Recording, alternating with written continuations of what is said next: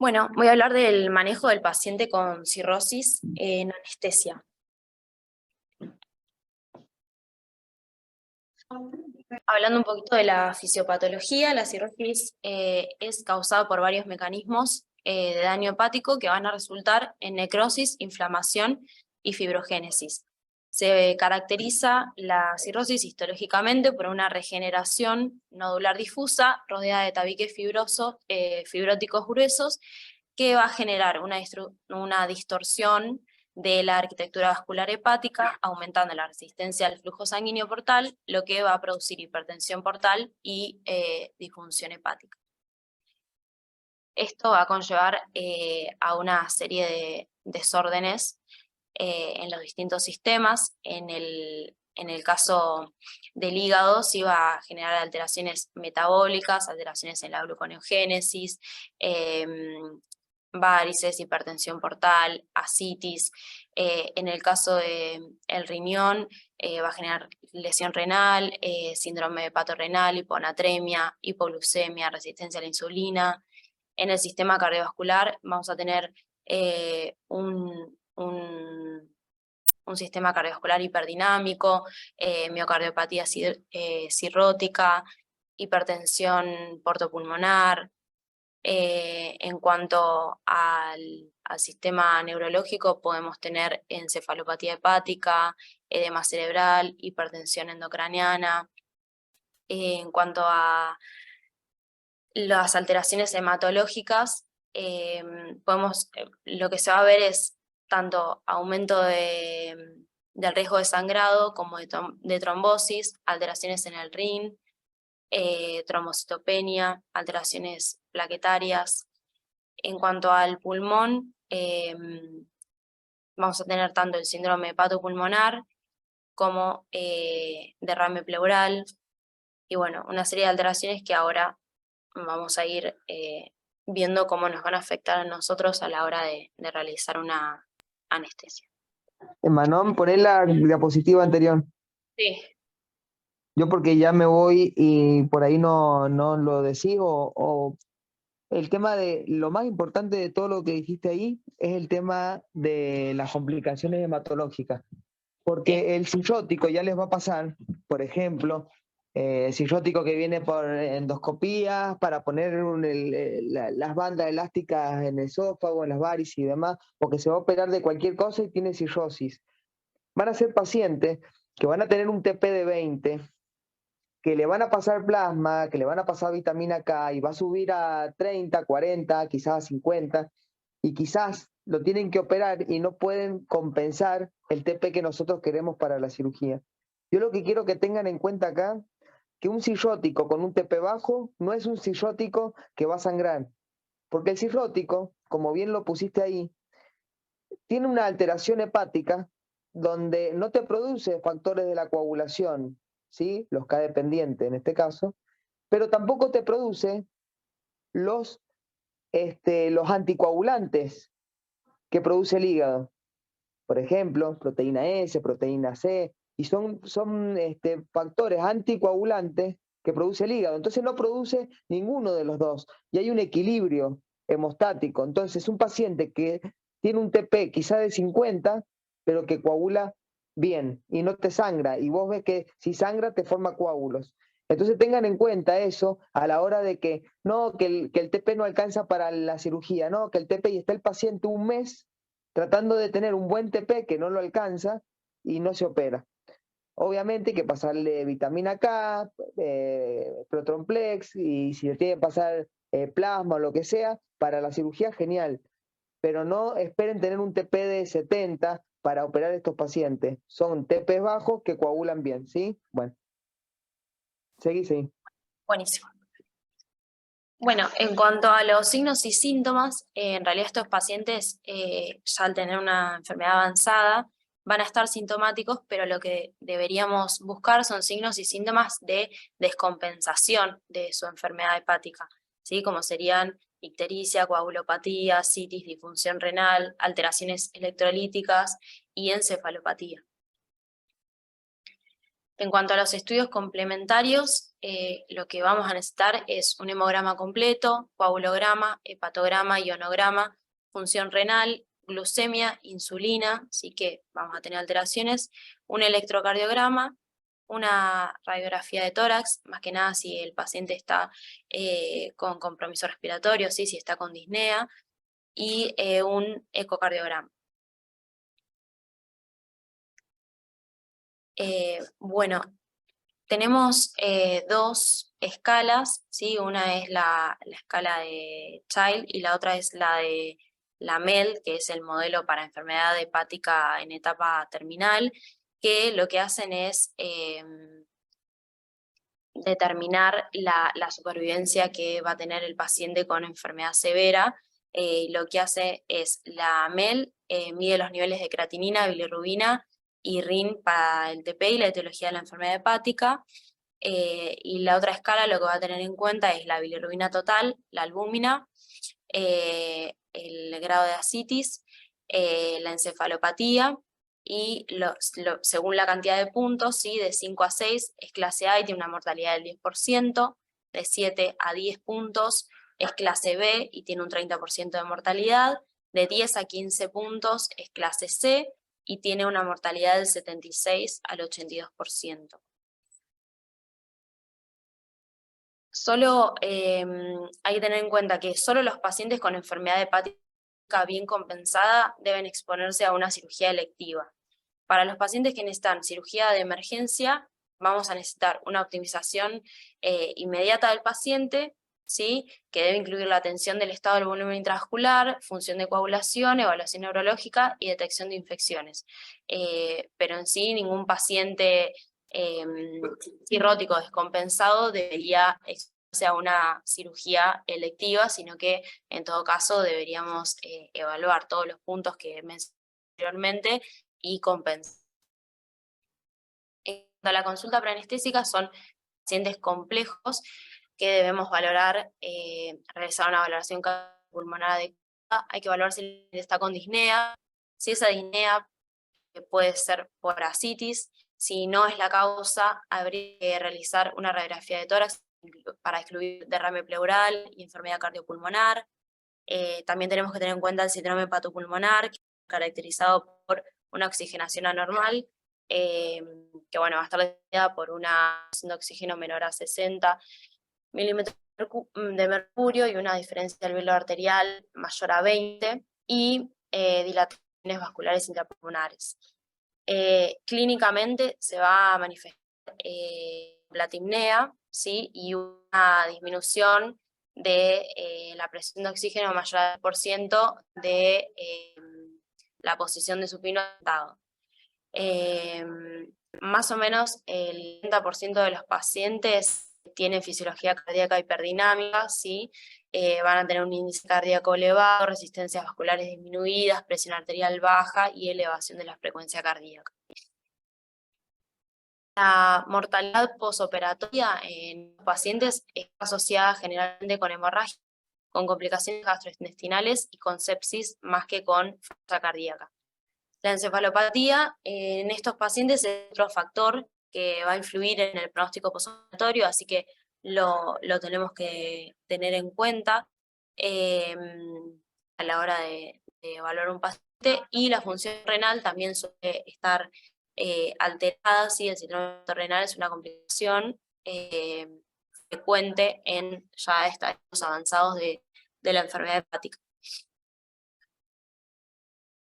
Del 10 al 15% de los pacientes van a tener diabetes tipo 2, así que por eso es importante pedir glucemia e insulina, pero hay que tener en cuenta que en los estadios finales de la enfermedad ya cursan con hipoglucemias por la disminución de la reserva de glucógeno hepático.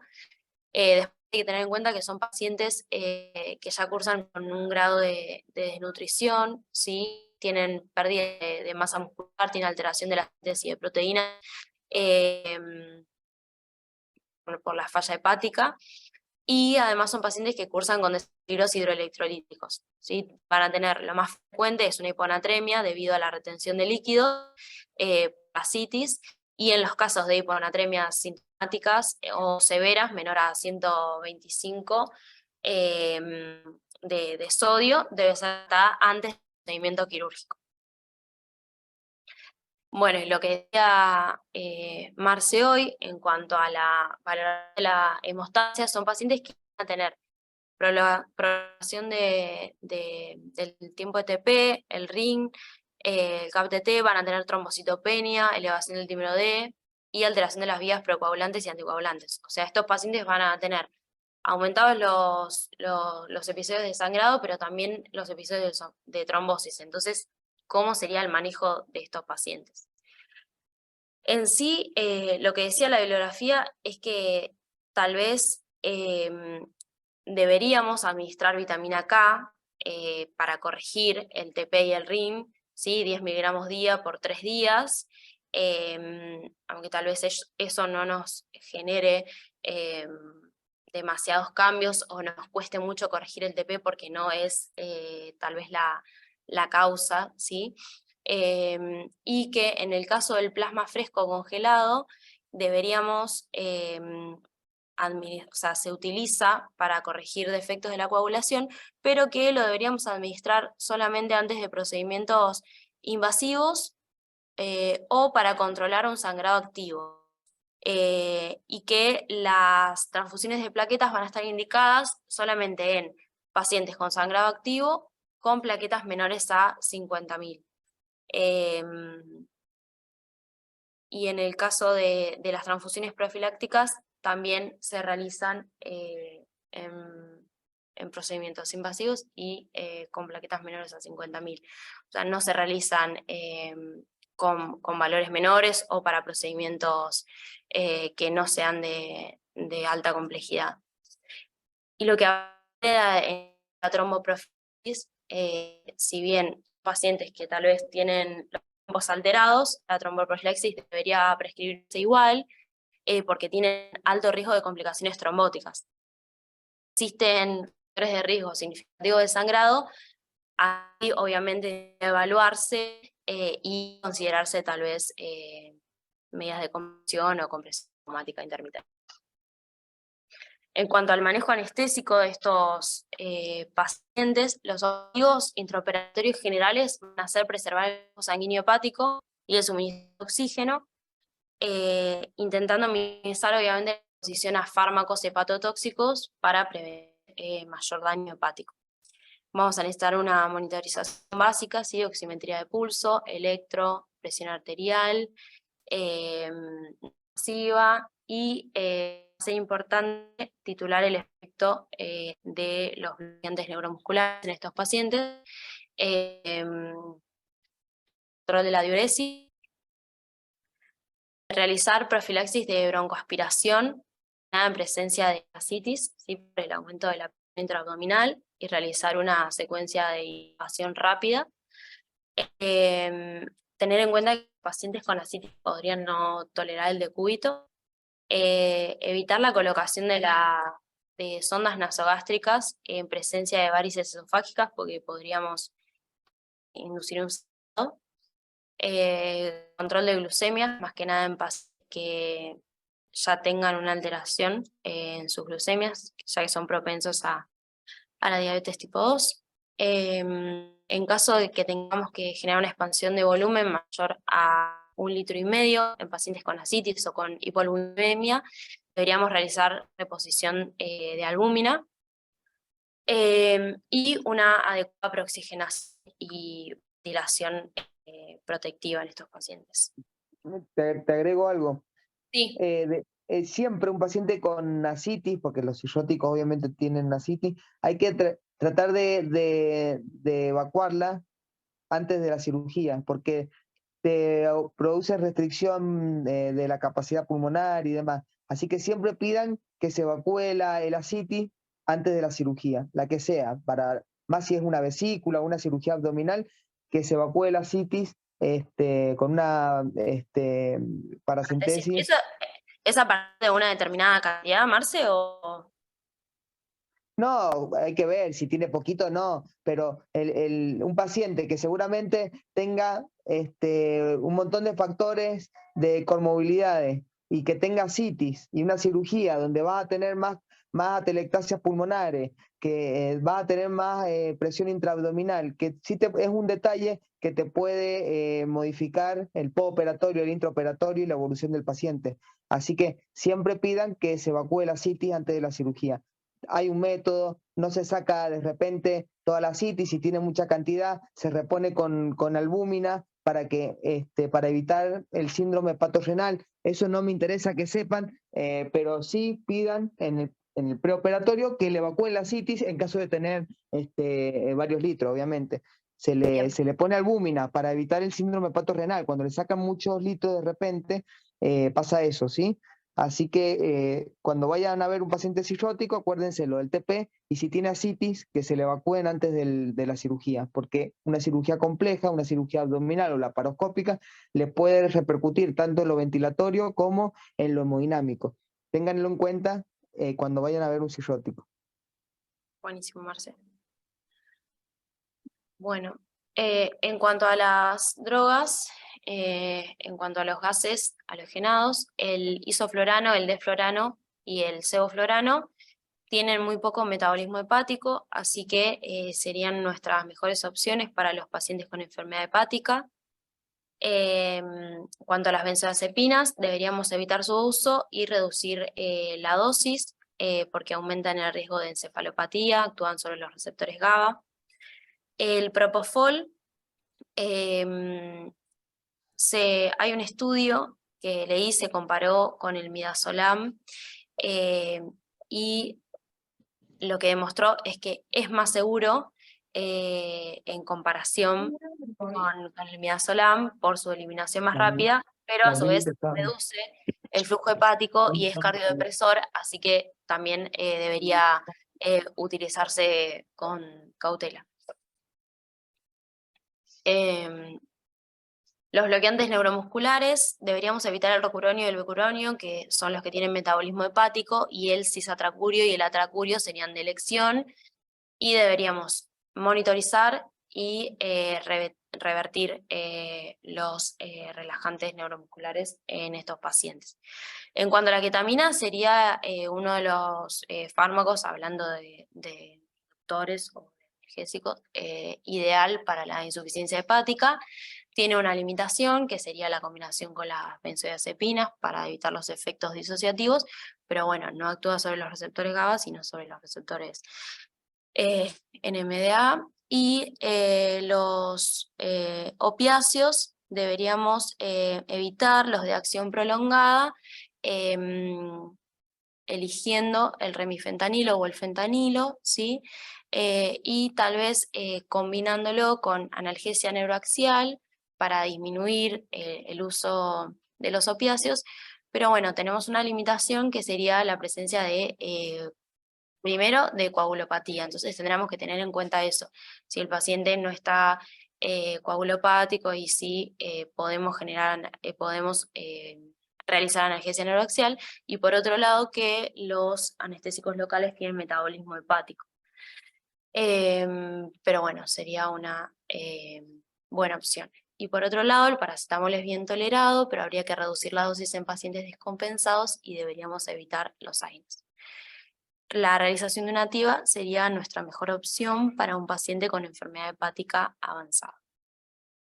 Y en cuanto a la ventilación mecánica, tenemos que tener en cuenta que la presión positiva que ejercemos cuando ventilamos a un paciente van a disminuir el retorno venoso y el gasto cardíaco, y esto va a hacer que tengamos obviamente que monitorizar el end-tidal del paciente para mantener cifras entre 35 y 40 milímetros de mercurio, y utilizar una PIP excesiva, ¿sí? Va a resultar en una reducción del retorno venoso también, un gasto cardíaco y una caída del flujo sanguíneo hepático, y probablemente un daño hepático consecuente. Entonces deberíamos tener en cuenta estos factores, ¿sí?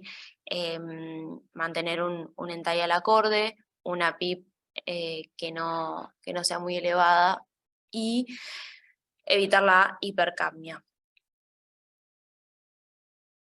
Y nada más de este tema, no sé si tienen algún otro aporte, Marce, aparte de lo que ya hablamos.